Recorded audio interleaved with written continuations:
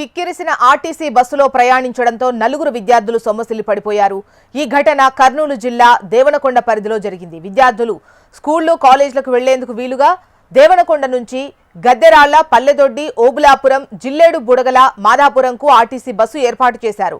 ఒకే bus కావడంతో ఆ రూట్లోని విద్యార్థులంతా అదే బస్సులో పోవాల్సిన పరిస్థితి.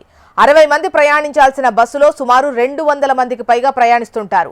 బస్సంతా కిక్కిరిసిపోయి ఉండటంతో ఊపిరాడక నలుగురు విద్యార్థులు అస్వస్థత గురయ్యారు.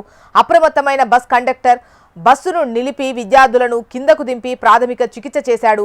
విద్యార్థులు తేరుకోవడంతో అంతా ఊపిరి పీల్చుకున్నారు. ఇటువంటి ఘటనలు పునరావృతం కాకుండా చర్యలు తీసుకోవాలని స్థానికులు డిమాండ్ చేస్తున్నారు.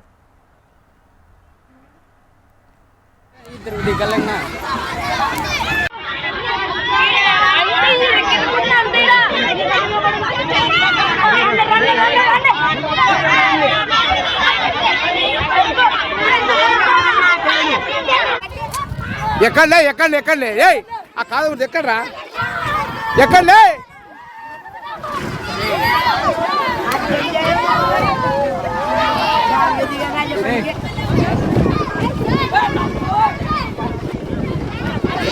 ఎక్కడ పాడరా ఏయ్ పాడు.